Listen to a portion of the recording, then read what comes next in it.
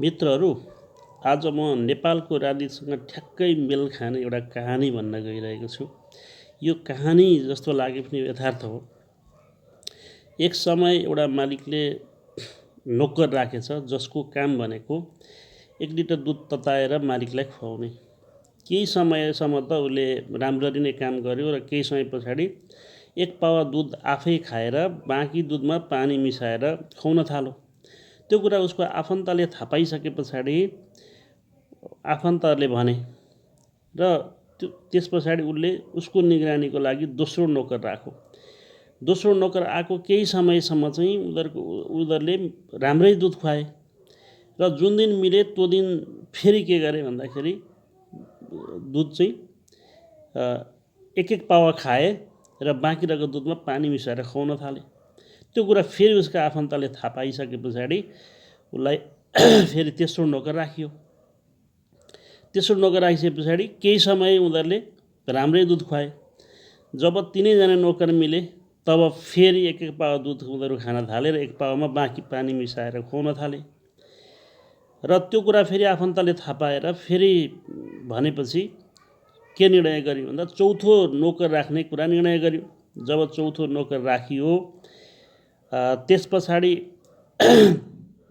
केही समय त उनीहरूले राम्रै दुध खुवाए, राम्रै क्वान्टिटी क्वालिटीमा दुध खुवाए र जब 4जना मिले तब के भयो भन्नुहुन्छ भने जब मालिक सुतिसके पछाडि उसको मुखमा अथवा जुगामा लगेर चाहिँ दुधको माथिको तर लगाइदिने, टाँसिदिने र बाँकी रहेको दुध सबै खाने काम गरे। बुढो अत्यन्त कमजोर भइसकेको थियो। त्यस पछाडि जब बिहान उठेर मलाई तिमीहरूले दुध खुवाएनौ कि क्या हो भनेर सोद्धाखेरि होइन मालिक साहब हामीले तपाईँलाई खुवाएको होइन भने प्रमाण हेर्नुहोस् त लु भनेर लगेर ऐना देखाएर चाहिँ प्रमाण देखाउन थाले। र अब हेर्नुहोस् यहाँ मालिक को हो र नोकर को हो त? नेपाली जनतासँग तुलना गर्दा यहाँ मालिक चाहिँ को देखियो भन्दा नेपाली जनता देखियो भने नोकरहरू चाहिँ के हो त? जस्तो गणतन्त्रवादी, प्रजातन्त्रवादी, लोकतन्त्रवादी, राजावादी यी अहिले हेर्नुहोस् 2007 सालमा हजुरबा पुस्ताहरूको रगत तथा ज्यानको योगदानबाट जस्तो राजा राणाहरूलाई हटाएर चाहिँ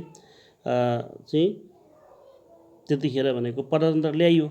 हाम्रा हजुरबा पुस्ताहरूको योगदानबाट प्रजातन्त्र ल्याइयो किनकि यहाँ चाहिँ बदमास भयो राजा राणाहरूले हेपे भनेर।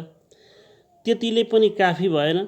फेरि 2046 सालमा प्रजातन्त्रको निम्ति भनेर पञ्चायती व्यवस्थाले अति गर्यो भनेर प्रजातन्त्रको निम्ति हाम्रा बुवा पुस्ताहरूले योगदान गर्नुभयो। रगत तथा ज्यानको योगदान गरेर प्रजातन्त्र आयो। त्यस पछाडि के भनियो भन्दाखेरि यो पञ्चायती व्यवस्थाले पञ्चहरूले हामीलाई दिएनन्, जनता र देश र जनतालाई केही पनि दिएनन् भनेर। त्यस्तै 52 सालदेखि 62-63 सम्मको आन्दोलन गरेर लोकतन्त्र तथा गणतन्त्रको लागि भनेर चाहिँ राजा हटाएर यो राजा नै घाँडो हो भनेर के गरियो भन्दाखेरि फेरि हाम्रा साथीहरूले चाहिँ हजारौँ लाखौँ साथीहरूले चाहिँ सहयोग गरे। रगत तथा के अरे ज्यानको बलिदानबाट गणतन्त्र ल्याइयो। र फेरि के हुन्छ भने गणतन्त्रमा पनि अब अहिले के गरिरहेछ भन्दाखेरि चौथो नोकर भने जस्तो अब अहिले राजा नै चाहिन्छ भनेर फेरि पनि अहिले पनि आन्दोलन चलिरहेको देखिन्छ। अब के रहेछ भन्नुहुन्छ भने हामी भन्न चाहिँ अब सबैका शब्दमा मिठा शब्द चाहिँ हामी मालिक हौँ, जनतालाई मालिक भनिँदो रहेछ। तर यसमा जनताबाट उठेको ट्याक्स, कर, त्यहाँबाट आउने सुख सुविधाहरू चाहिँ सबै यी जस्तो राणा राजा हटाउनेका नाममा, पञ्च हटाउनेका नाममा, राजा हटाउनेका नाममा, राजा इस्टाब्लिस गर्नेका नाममा सबै हामी देश र हामी जनताहरूलाई चाहिँ मालिक मालिक भन्दै पङ्गु बनाइरहेको छ। अब यहाँ कुनै पनि यो व्यवस्था असल, यो व्यवस्था खराब भन्दा पनि यो भित्रका मान्छेहरू चाहिँ जुन यिनीहरू आफूले आफूलाई नोकर मान्ने, नोकर भन्ने तर जनताको दुध मिली बाँडी खाने, झन्डा फरक तर भ्रष्ट एकै ठाउँमा हुने, झन्डा चाहिँ फरक तर भ्रष्ट एकै ठाउँमा हुने व्यवस्था यस्तो देखियो। अब यो आजसम्मको व्यवस्थाले के देखायो भन्नुहुन्छ भने साथी, अब हामीलाई चाहिएको चाहिँ के हो त? वास्तवमा हाम्रो वास्तविक सेवक चाहिएको, जनताको वास्तविक सेवक चाहिएको। अब अहिले जस्तो दुधलाई चाहिँ बाँडी खानेहरू चाहिएको होइन। अब हिजो राणा राजातन्त्रका,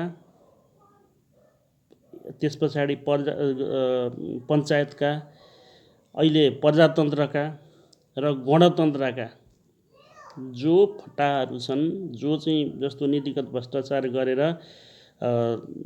देश र जनतालाईको चाहिँ धन सम्पत्ति भ्रष्टाचार प्रमाणित भएकाहरूलाई चाहिँ आजीवन कारावास दिनुपर्ने अवस्था हुन्छ। जोसुकै होस् त्यो हाम्रा हजुरबा किन नहुन्, हाम्रा बाबुबाजे किन नहुन्, हाम्रा दाजुभाइ किन हुन्, जोसुकै होस् भ्रष्ट हुन्छ। त्यो व्यवस्थाको लागि के गर्नुपर्ने हुन्छ भने असल नियत भएको, अनुशासित, दूरदर्शी, सक्षम, यानि क्षमता भएको मान्छे चाहिन्छ, सक्षम, राष्ट्रप्रेमी, देशप्रेमी। अब यो बात त्यो बात होइन, गणतन्त्रवादी, राजावादी, स्वतन्त्र अथवा राष्ट्रप्रेमी जोसुकै भए पनि स्पष्ट लिखित एजेन्डा भएको र साथै देश र जनताका लागि प्रतिबद्ध मान्छेलाई जनताद्वारा प्रत्यक्ष निर्वाचित कार्यकारी राष्ट्रपति या प्रधानमन्त्रीको व्यवस्था हुनुपर्छ। नत्र भने हामीलाई यो हामी नोकर हौँ, जनता मालिक भन्दै हामीलाई वर्षौँदेखि पङ्गु बनाइरहेका छन् मित्रहरू। त्यसै कारणले गर्दा अब हामी राजाका पछाडि या त्यस गणतन्त्रको पछाडि या त हामी स्वतन्त्र या त हामी जसको असल नियत छैन, जुन व्यक्तिको असल नियत छैन, त्यो जुनैसुकै वादी भए पनि, देशप्रेमी छैन भने त जुनैसुकै वादी भए पनि यसमा केही पनि हुनेवाला छैन साथी हो। गणतन्त्र या राजतन्त्र आफैमा त्यस्तो शासन व्यवस्था होइन कि यो असल होस्। गणतन्त्रमा जहिले पनि के छ भने नेता तथा नेतृत्वको असल नियतमै भर पर्छ भन्ने कुरा बुझौँ साथी हो।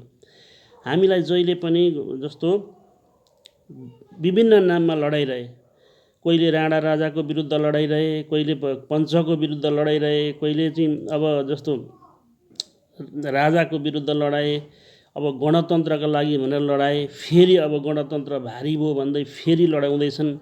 हामी पङ्गु पटक हुनुभन्दा पनि अब भनेको हामीले आफ्नो जनताले प्रत्यक्ष कार्यकारी चुन्नुपर्छ, त्यो व्यवस्था अनिवार्य छ।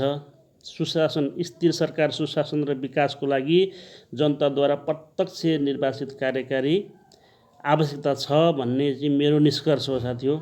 स्वास्थ्य व्यस्त र मस्त बाँचौँ। धन्यवाद।